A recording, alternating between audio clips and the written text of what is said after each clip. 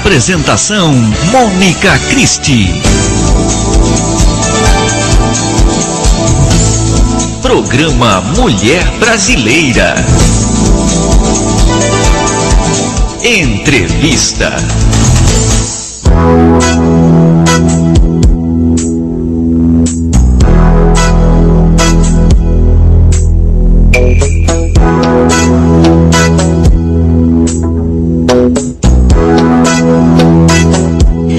O legado olímpico mobiliza milhares de pais a sonharem com futuros feitos, esportivos do seu filho, dos seus filhos, talvez. Se por um lado grandes eventos esportivos incentivam uma vida mais saudável desde a infância, por outro lado pode comprometer o potencial das crianças, que devido justamente aqui à pressão, ele pode sofrer danos físicos, psicológicos, devido à rotina exaustiva de treinos e exigência muito grande, A gente tem que ter a medida certa.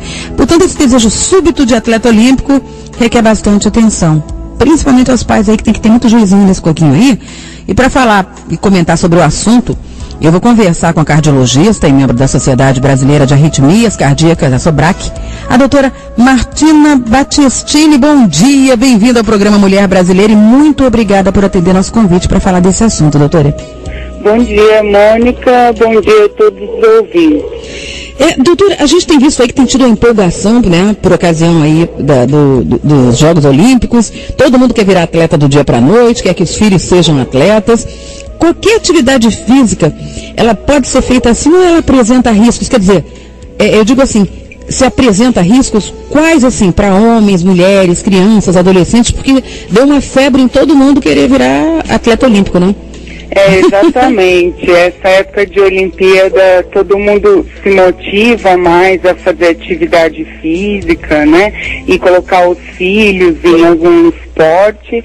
Então, assim, o esporte, na verdade, a atividade física em si, ele não vai causar danos e nenhum risco para essas pessoas, mas a gente precisa saber se ela não tem alguma predisposição, alguma doença que pode causar um dano ou até alguma coisa mais grave, de escola ou essas brincadeiras da infância mesmo, não precisa nenhuma avaliação extra. Mas a partir do momento que a criança quiser se engajar em algum esporte, aí vai ser necessário fazer uma avaliação antes.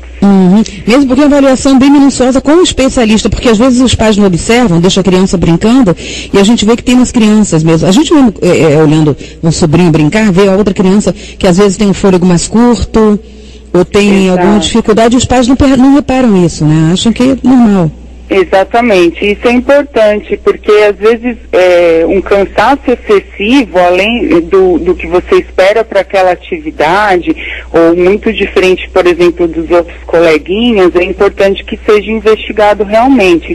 Então, não só os pais, mas também os professores de educação física têm que estar atentos a essas alterações.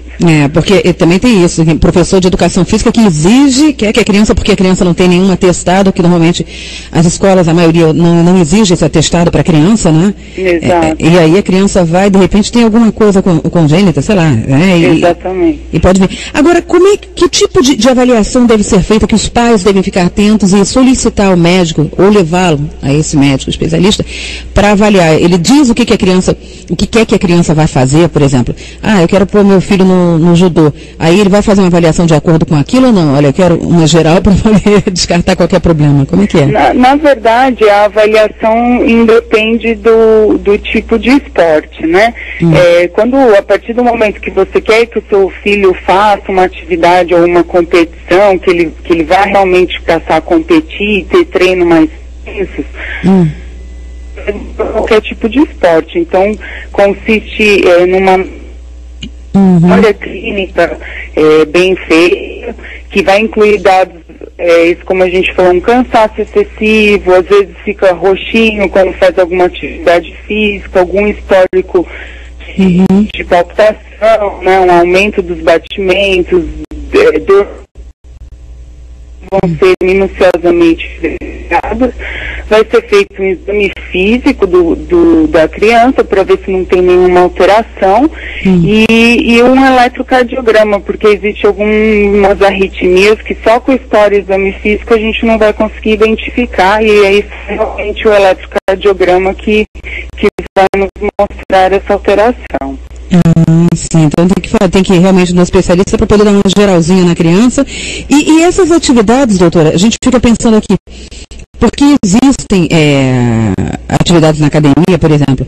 A gente vai para a academia, tem o pessoal que é adepto do CrossFit, tem outros que fazem aqueles circuitos, não é, que são mais pesados. Independente dessa avaliação ser positiva ou não, tem uma questão da idade também pesar aí? Porque a gente sabe que tem uma fase da vida que a gente está no auge, tem outras que está menos, ou então está amadurecendo ainda. Existe também essa observação a ser feita? Sim, existe sim. Essas atividades como CrossFit, hoje aquelas atividades HIIT, que são atividades que usam uma frequência cardíaca bem elevada, Zumba. É importante sim que faça uma avaliação prévia, porque esse grande pro coração, num coração, uma doença pode acabar ocasionando a morte. E inclusive para homens acima de 45 anos e mulheres acima de pelo um risco maior de doença coronariana, é mandatório também além da avaliação que eu já comentei previamente. Então tem que cuidar também, dependendo da idade, porque tem atividades que a gente acha tão inocente, por exemplo, como eu brinquei agora, mas eu falei uma coisa séria. Zumba, por exemplo. A gente vê pessoas de variadas idades, é uma atividade que diverte, né? A gente entra em forma se divertindo, mas a gente vê variadas idades ali, mas é uma coisa que exige um pouco, né? Um pouco além do que, por exemplo, uma localizada que também exige, dependendo do exercício que seja feito, né? Sim, com certeza. A gente diz que para atividades leves não seria necessário uma avaliação. O que a gente considera leve é aquela caminhada que às vezes a gente orienta a dar no bairro, mas qualquer outro tipo de atividade seria importante realmente passar no especialista para avaliar se você não está colocando a si mesmo em risco. E no caso, por exemplo, a pessoa que cresce sabendo das limitações, que a gente sabe que tem, por exemplo, jogadores que tiveram aí morte súbita, né, e já sabiam do problema. O próprio clube, infelizmente, parece que ou desconhecia ou deixou isso passar. A pessoa, ela pode levar uma vida normal fazendo, por exemplo, exercícios leves para manter a qualidade de vida dela, orientada sempre pelo médico ou não? Ela, sabendo do problema, ela vai até onde ela alcança e aí se mantém, né? Vai depender muito do tipo de doença. Por isso que a especializada é importante, mas hoje existem grupos de reabilitação. Como a gente consegue, por exemplo, fazer um teste ergométrico e ver até com que frequência para aquela pessoa. Então, assim, ter uma doença cardíaca não é proibitivo para fazer atividade física, mas precisa ser avaliado para ver tipo de exercício feito, não é proibitivo, mas essas pessoas principalmente que vão precisar de uma avaliação mais especializada. Um acompanhamento, né, talvez. Com certeza. E agora, uma coisa que a gente fica curiosa, assim, a pessoa que ela notou o problema, né, tem gente que tem medo, outras não tem tanto de continuar. O que é mais indicado? Tanto para a pessoa que seja assim um meio termo comum para todos, que tem pessoas que também não tem problema nenhum, mas estão começando agora a atividade física, acha que porque não tem, pode começar também, né? Existe um tipo de atividade que vai condicioná-lo, né, o aparelho dela cardiorrespiratório, para que ela mantenha também essa qualidade de vida ou inicie? O ideal é que sempre faça uma avaliação mesmo. Não tem nenhuma doença, porque às vezes isso não tem nenhum sintoma no momento e futuramente com o exercício pode passar a apresentar. Como eu falei, atividade com uma caminhada não necessitaria de uma avaliação, mas a partir disso sim. E sempre o que a gente também orienta, esses atletas que a gente chama de semana, que jogam futebol uma vez por semana, no final de semana, essas atividades põem ainda mais em risco a pessoa, apesar de achar que não é uma sobrecarga tão grande, a pessoa passa a semana sem fazer nada e num dia joga 2 horas de futebol, por exemplo, que é muito comum. E isso é também um risco para a saúde. O ideal é que a atividade física seja fracionada durante a semana e aumentada aos poucos conforme a tolerância. É porque tem aquele pessoal também que não só é atleta de final de semana, mas enche o pote, por exemplo, de cerveja que desidrata, né? Além de desidratar, o álcool predispõe a arritmias cardíacas também. Então, tem que ficar bem atento. Então viu? O pessoal que gosta de encher o potezinho no final de semana jogando bola, né? E por exemplo, a alimentação, essas pessoas também agora ficam alerta, porque a gente vê muitos, né, fazendo isso. A alimentação, o pessoal normalmente, além da desidratação com a cerveja, ainda vai na feijoada, que parece calor, só não importa. Feijoada, que é uma alimentação mais pesada. Isso prejudica também? Também, assim, o ideal é que antes da atividade física você tenha um lanche leve, né? Porque você vai acabar desviando o fluxo sanguíneo para os músculos, que é onde vai ter a digestão. Não é bom o jejum, mas também antes do exercício. Então, as pessoas realmente, porque normalmente a pessoa não atenta para isso, né? Ele passa mal, se sente mal, acha que foi azeitona. Que ele comeu no dia. Acha que foi azeitona no dia que ele comeu, que não foi o treino que ele fez uma vez por semana só. Então, no caso do condicionamento físico, não comprometer a saúde da pessoa, independente se ela tem problema ou não, é sempre procurar um médico antes para que ele faça essa orientação e libere, então, para que aí o profissional da academia possa, então, determinar aquilo que ele vai desenvolver ali. Exatamente. O médico serve nesse intuito para orientar o qual atividade física pode ser feita, o quanto de atividade física pode ser feita. E aí o profissional da educação física que vai, dentro daquela meta, daquela proposta, trabalhar os exercícios. Então é fundamental o médico aí, seja artes marciais, treinos funcionais, corrida na areia, tudo isso que a pessoa não está proibida, contanto que tenha essa orientação, esse suporte, então, dos profissionais mesmo, né? Nada de... Exatamente, porque é sempre importante saber o que a pessoa está querendo realizar de atividade, justamente a intensidade da frequência cardíaca e o tipo de trabalho. Então, no caso, quantas vezes então, doutora, porque as pessoas elas dispensam, fazem exame de sangue e dizem, já fiz um check-up, né? Tem muita gente que faz exame de sangue e acha que fez tudo. Exato. O cardiologista, que é tão fundamental para esse desenvolvimento, né, físico, quantas vezes pelo menos uma pessoa deve visitar ao ano?